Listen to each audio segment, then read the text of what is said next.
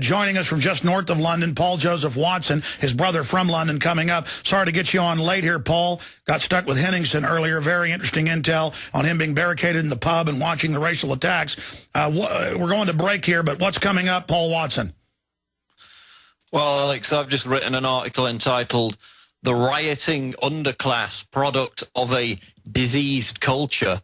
And it gets into the kind of motivations as to why these Clockwork Orange-style droogs have launched this assault basically against the British public. So we're going to get into that. We're going to get into how we predicted this a year ago, 2 years ago, and generally why both sides, both the underclass and the middle class, are being played off against each other to justify the establishment response, which obviously is police state, martial law, troops on the streets, curfews, and so forth. We're going to break it down when we come back. Then we're going to...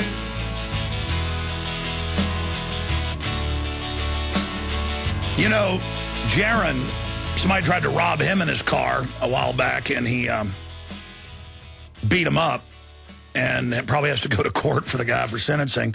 And one of our crew members' wife was in Lubbock, and there was an attempted, basically, racial carjacking. I mean, let me tell you, folks, everybody's wives especially need to be packing heat. You keep your car doors locked, and somebody tries to break in, you grease them. And unfortunately, in the UK, there's riots going on everywhere. You really don't have a recourse instead of going absolutely ape with a baseball bat or I guess you can get a hold of a sword or something. But people have got to learn to defend themselves. It's this attitude. It's like grizzly bears are coming in now and eating people because folks aren't hunting them anymore.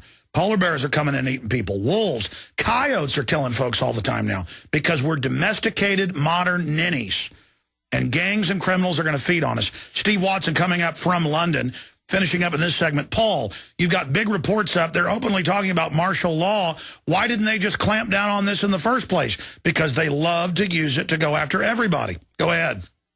Well, that's the thing that came out of, you know, dozens of eyewitness reports on the first couple of nights, as well as last night, was the fact that on every occasion when these looters went in to burn a building or loot a JD Sports or a Tesco or a Debenhams or even local businesses, the police would just stand back and do nothing, which of course now has led to this call to put troops on the streets. It's led to the call for curfews. On BBC News earlier, they were showing people getting pat-downs, implying that that's what's needed.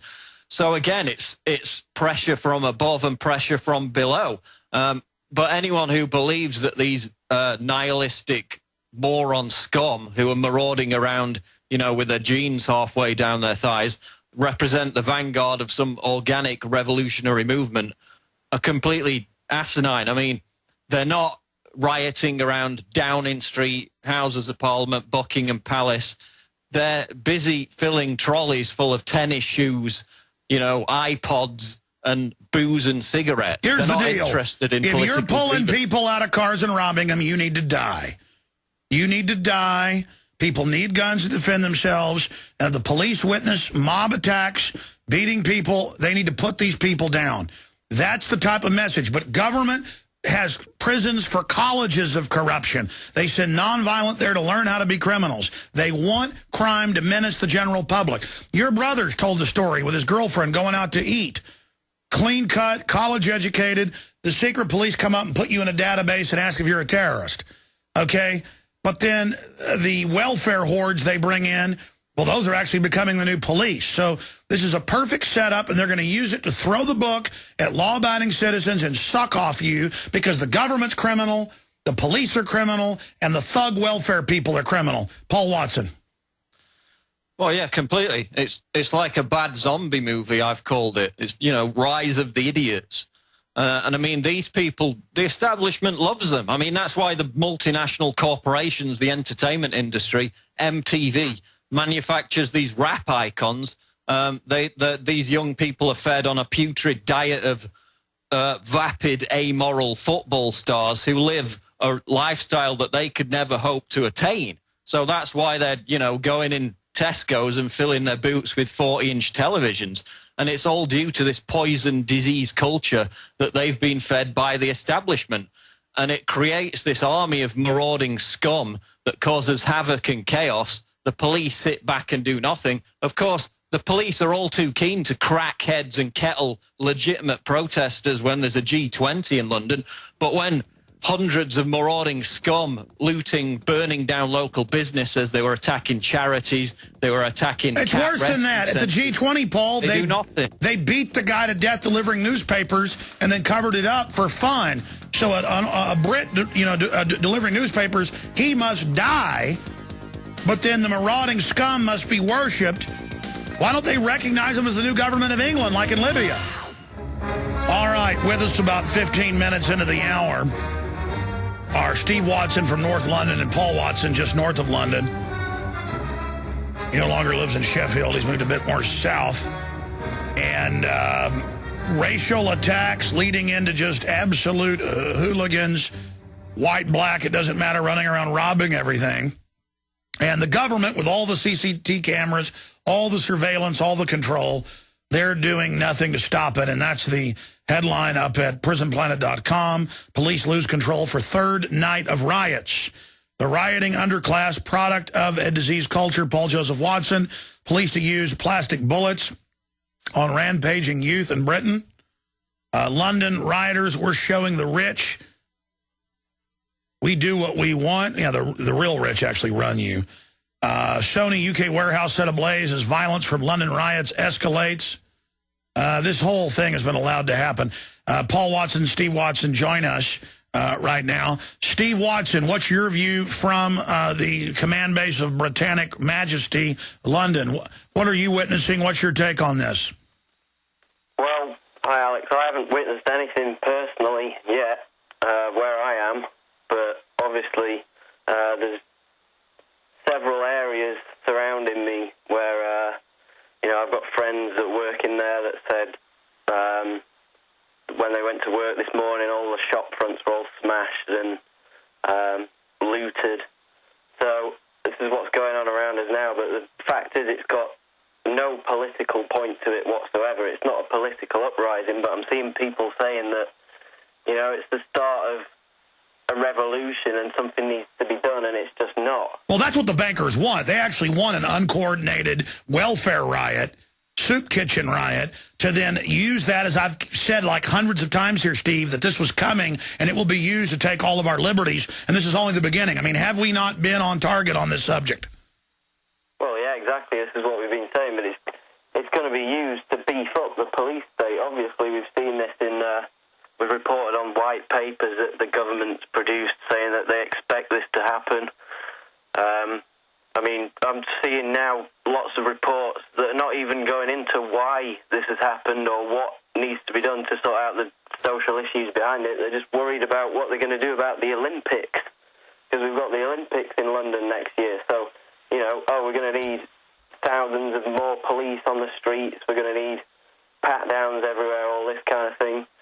I mean, you've got an underclass of people who are just, no matter how dumbed down they are, they've recognised that they've got no future under this system. They're indentured to debt and slavery, and they're just striking out, not because they think they can turn it around and improve things. They just want to smash it to pieces. It's the dissolution of society, and we've got people that are not addressing the causes of it. Their actions are just going to make it worse. Well, that's what it's intended to do. But, there's a racial core to this, Steve, and it's time for folks to call it out for what it is so that people don't think that it's some type of liberal sacrament to drag a skinny white person out of a car and beat them within an inch of their life. No, there is a racial element to it, but that's because a lot of these deprived areas have been flooded with this multicultural project that the government's had ongoing, and it's just not working. The communities are breaking down. The communities are fighting with each other. The police have adopted completely heavy-handed and very often openly racist tactics towards the people there, which means the people hate the police. The police on the front lines there, a lot of them are not even based there. They're just they're just being shipped in there into these deprived areas, so they have basically no, they have no care about. Well, the fires and rampaging and the orgy of racial hatred is spreading. We're going to come right back. Steve Watson joining us from London, command base of Airstrip 1. Paul Watson.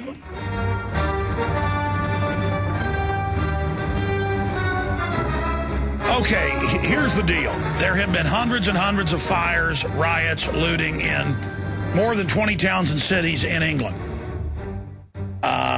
It started over the police shooting somebody. Then it became racial. But in many towns in England, the rioters are almost exclusively white. So it started as a racial issue. Now it's spread to just thugs, gangster culture that knows, no bounds. It's across the board, running around, burning down shops, charities, looting, stealing. And I agree with Steve Watson. Overall, this is an economic issue. Now, we could put on screen a key article from Monday, April 9th, 2007, and we also wrote about this at the time. London Guardian, and in it they link to the big detailed government report, and there's also a Pentagon report the same year saying basically the same thing. I don't know who plagiarized who, the British Ministry of Defense or the Pentagon. But revolutions, flash mobs, and brain chips, a grim vision of the future. And in this, the British Ministry of Defense predicts that in the coming years, because of austerity over banking collapse, that there will be flash mobs, rapidly descending criminal gangs. Go read it for yourself. And that's in Paul Joseph Watson and Steve Watson and Aaron Dykes and Kurt Nemo's articles that are all up at Infowars.com and PrisonPlanet.com today. But the point is, people are like, wow, the Pentagon, wow, the British Ministry of Defense, they all predicted this. Of course they predicted it. When they got rid of Glass-Steagall 12 years ago, the Rand Corporation said there's going to be a collapse now. We're taking over the derivatives. And the rich are going to dig in. We'll have mercenaries. We're going to federalize and militarize police. It's on. So that's why we've been here telling you. They're going to devalue global currencies. The poor's welfare checks aren't going to go far anymore. People are going to feel desperate. They're going to sit there watching TV shows about the rich's yachts and their bling and, the Hollywood people making $100 million a year. And they're not going to want liberty or freedom or a future. They're going to want bling or treasure, loot, goodies. And as the family degenerates, as all this happens, as I was saying last week, we are going to align into gangs, police gangs, black gangs, white gangs, Hispanic gangs. That's already what's happened. This is what happens in a Road Warrior scenario. This is what happens in a Dark Ages type scenario. And it's happening now.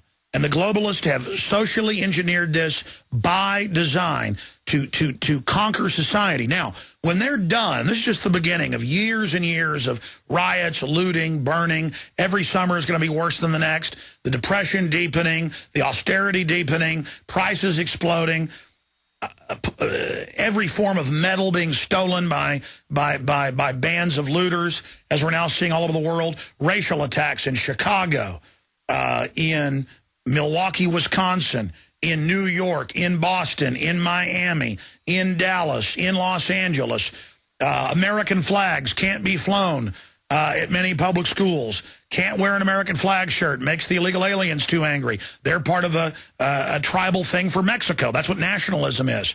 If people don't come to America or England and take on the gang of the country, that's how we're designed, nationalism, then we're all at each other's throats. Then the bankers who sit above the whole world, dividing and conquering us, will let this scourge burn out society, then come in as the saviors, offering total control, total police state as the answer. Already Ireland's announced that children must take vaccines to get your tax breaks for having children or to put your kids in school. All over, total tyranny is coming.